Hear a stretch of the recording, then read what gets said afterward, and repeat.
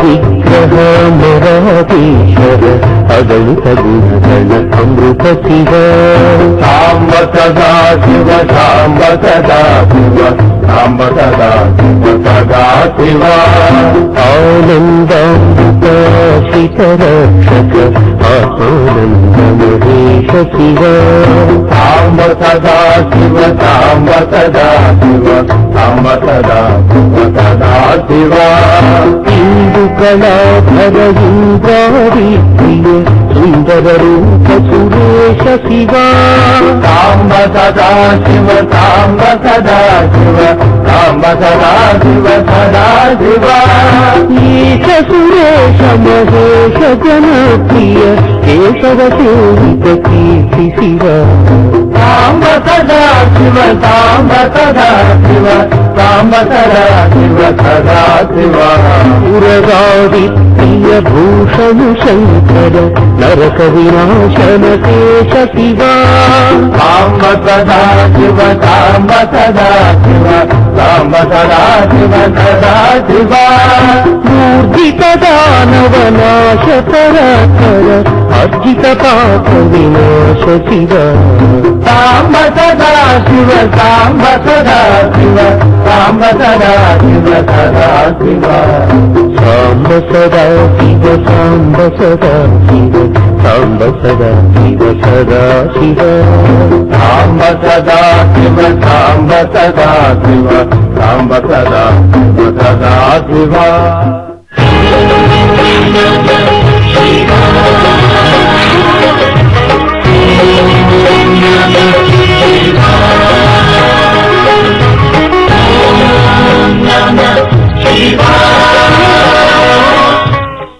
ब्रह्मा मुरारि त्रिपुरान्तकारी भानु शशि भूमि सुतो बुधश्च गुरुश्च शुक्रः शनि राहु केतवः कुर्वन्तु सर्वे मम सुप्रभातम्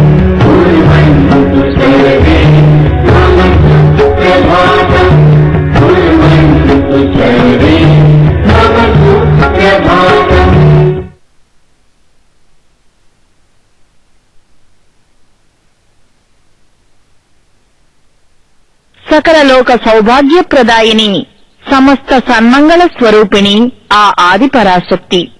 ఆమెయే శ్రీమాతగా, శ్రీ మహారాజ్ఞిగా, శ్రీమత్ త్రిపుర సుందరిగా, శ్రీచక్రస్థితయై శ్రీ లలితా పరాభట్టారిక, శ్రీ రాజరాజేశ్వరీదేవిగా కొలువుదీరి సర్వులను అనుగ్రహిస్తోంది.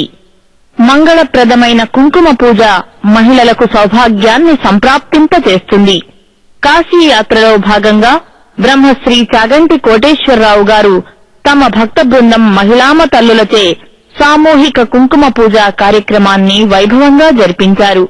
శ్రీ కాశీ విశ్వేశ్వర విశాలాక్షీదేవి సాక్షిగా ఈ పవిత్ర కార్యక్రమంలో పాల్గొన్న భక్తులకు నిర్వాహకులు శ్రీ లలితా అమ్మవారి చిత్రపటాలను అందించారు.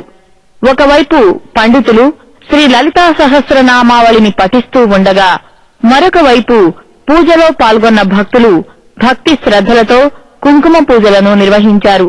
అనంతరం మంత్రపుష్పం, వేద స్వస్తి వచనాలతో కుంకుమ పూజ కార్యక్రమాన్ని పూర్తి చేశారు. ఆ దృశ్యాలను ఇప్పుడు మనం తిలకిద్దాం.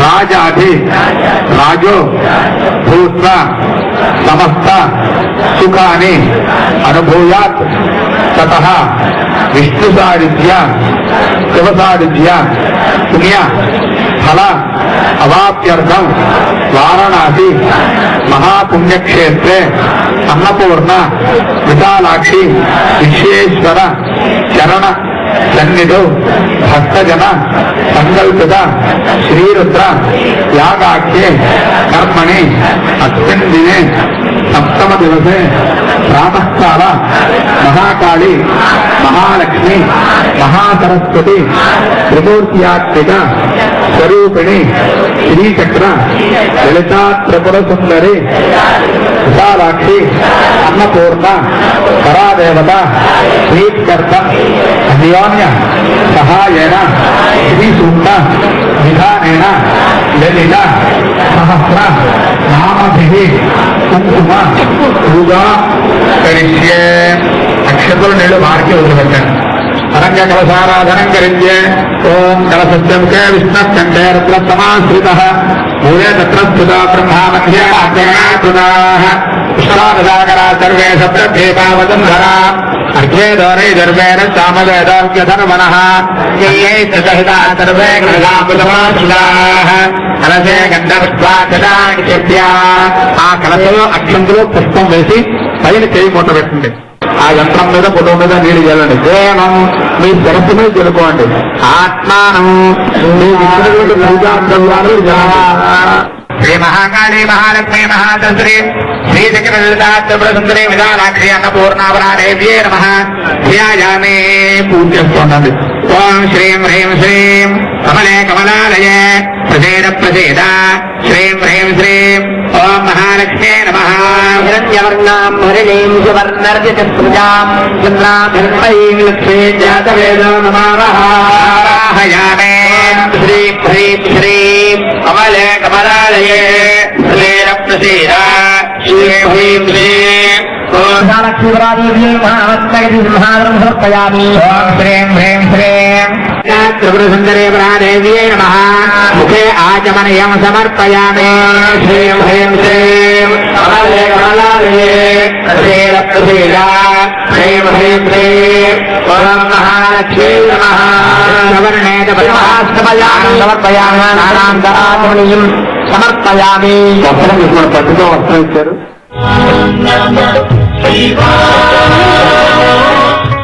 గంగాతరంగ రమణీయ జటాకలాపం గౌరీ నిరంతర విభూషిత వామభాగం నారాయణ ప్రియ మనంగ మదాపహారం వారాణసీపురపతిం భజ విశ్వనాథం. సామవేదం కానీ చదివితే పరమేశ్వరుడు ఉత్తర క్షణంలో ప్రీతి పొందుతాడు. అందరి మనసులు కూడా ప్రశాంత పడిపోతాయి. ఎంత ఆందోళనలో ఉండనివ్వండి, సామవేదం చెప్పి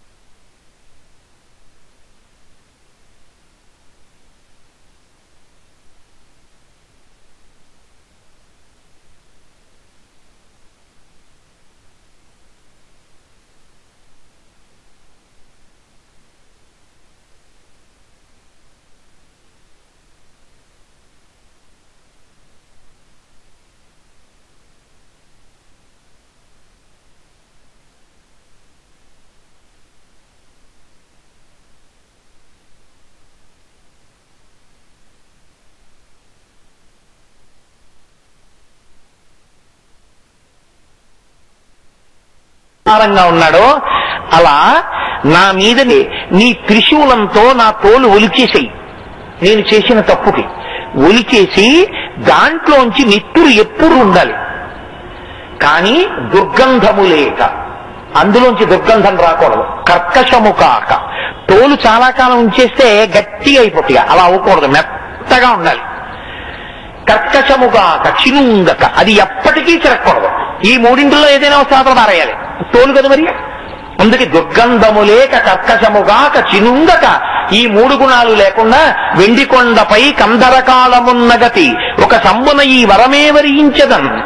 వాసుకి ఎలా నీకు కంఠహారంగా ఉన్నాడో అలా నా చర్మాన్ని నువ్వు ఉత్తరీయంగా భుజం మీద వేసుకుని తిరుగుతూ ఉండాలి, ఏనుగు చర్మాన్ని. అలా నన్ను అనుగ్రహిస్తావా అన్నారు. ఇప్పుడే ఇక్కడే నిన్ను అనుగ్రహిస్తాను.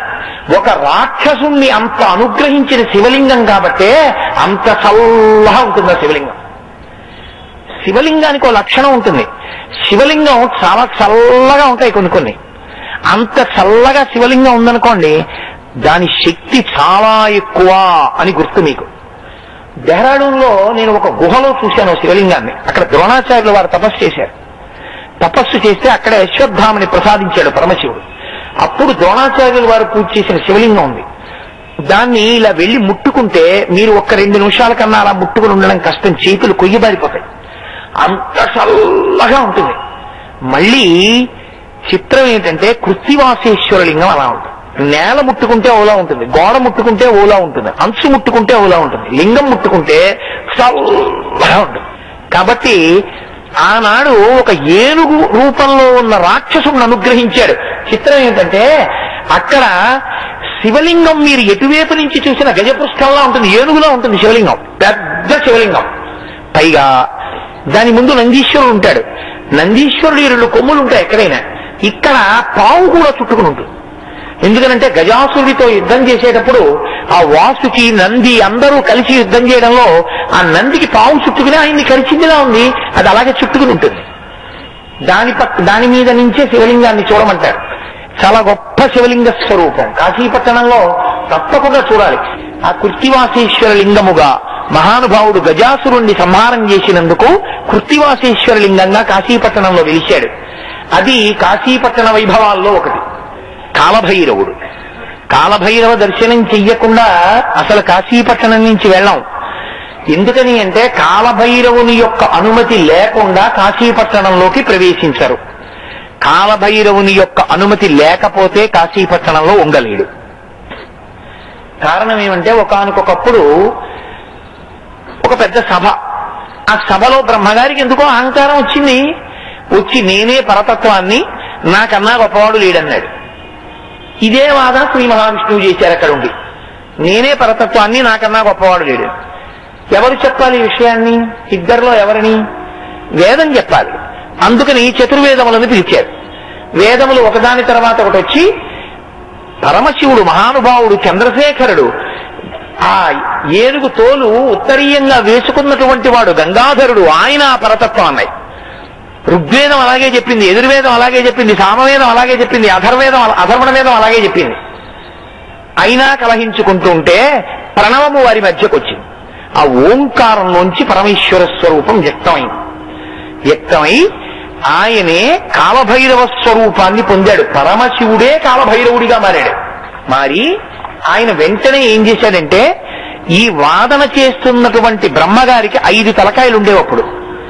నాకు 5 తలలు, శివుడికి 5 తలలు. సద్యోజాత అఘోర తత్పురుష వామదేవ ఈశానములని శివుడికి 5 తలలు. 5 తలలు 5 తలలు, ఏడు శివుడు నాకన్నా గొప్ప అన్నాడు. 5 తలలు అన్నాడు కాబట్టి ఓ గోటితో ఇలా గిల్లేశాడు ఓ తలకాయ. 4 తలకాయలే ఉన్నాయి బ్రహ్మగారికి. ఓ తలకాయ గిల్లేసిన వాడు మిగిలిన 4 గిల్లేడేంటి?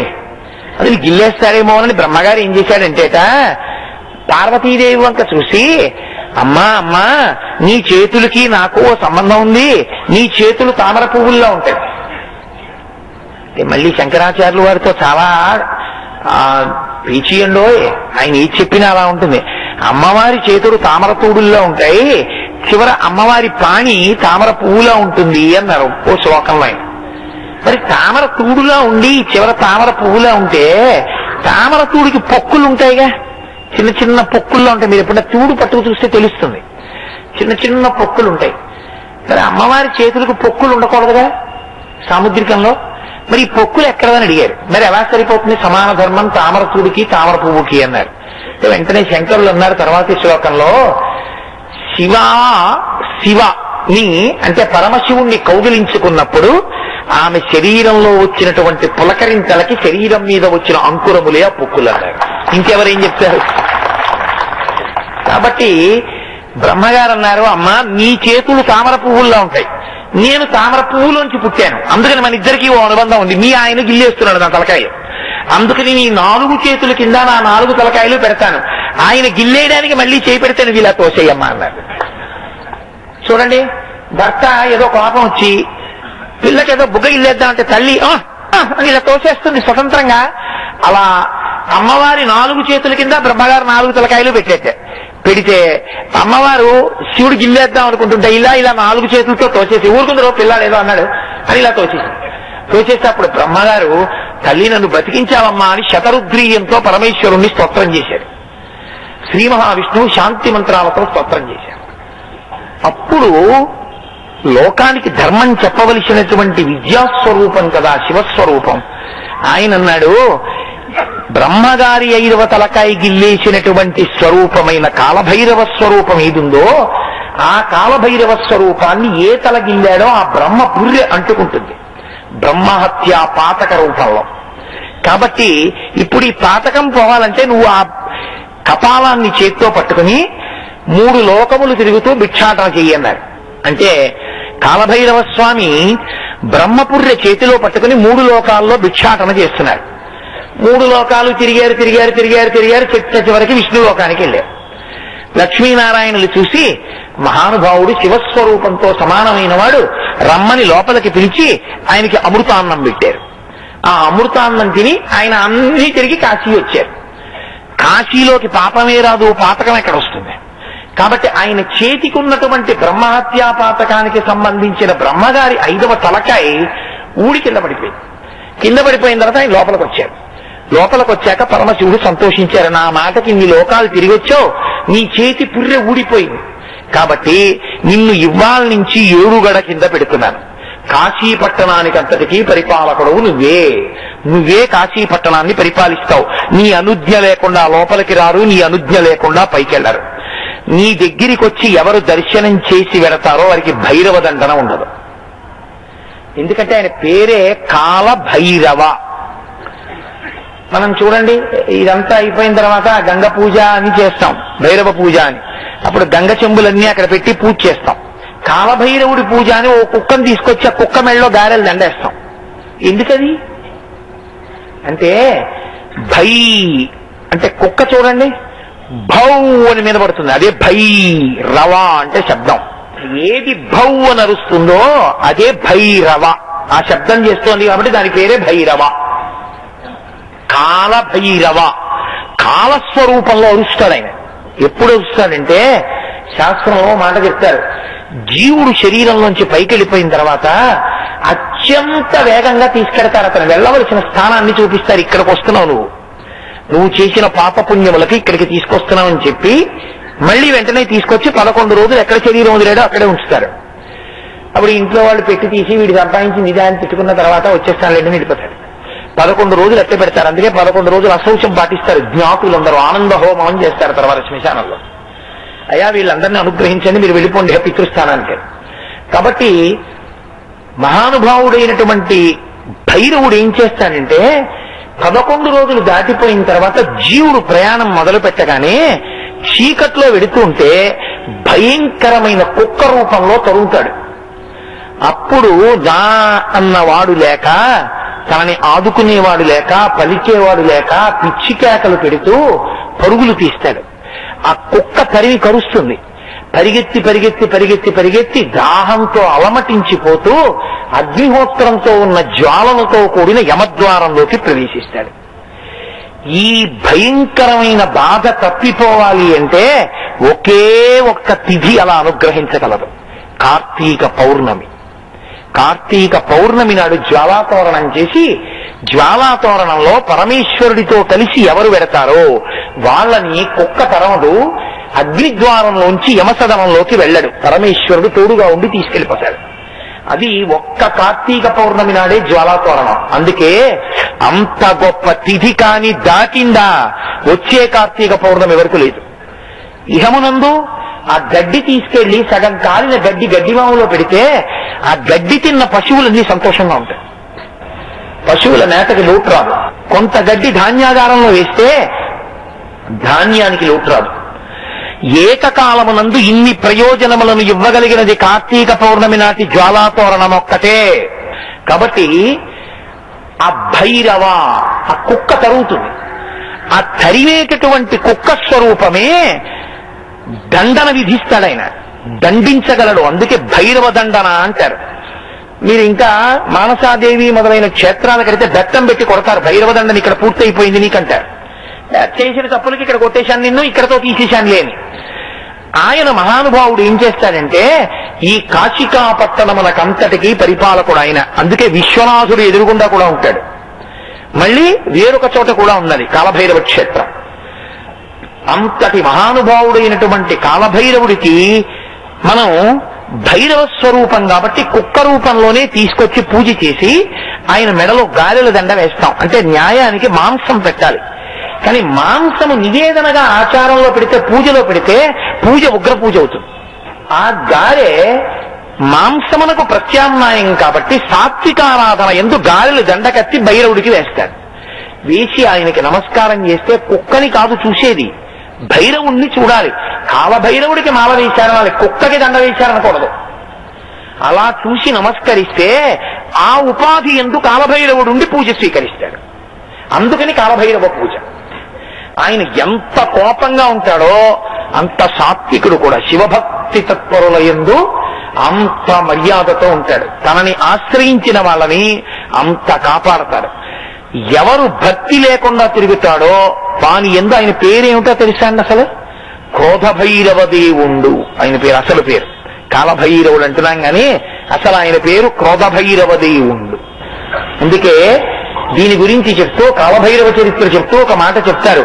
అజుడు తానధికుండననతు అహంకరింప కరనఖాగ్రమునత చిరముత్రించి సాకారమగు బ్రహ్మహత్యతో తనుదేరి 3 లోకంబులు సంచరించి వైకుంఠమున శ్రీరమా వైకుంఠులర్చింప అమృతభిక్షాసనం ఆహరించి కాశికా కంఠోపర నగర దేశంబున తగులవైచెను కరంపు బ్రహ్మ పునుక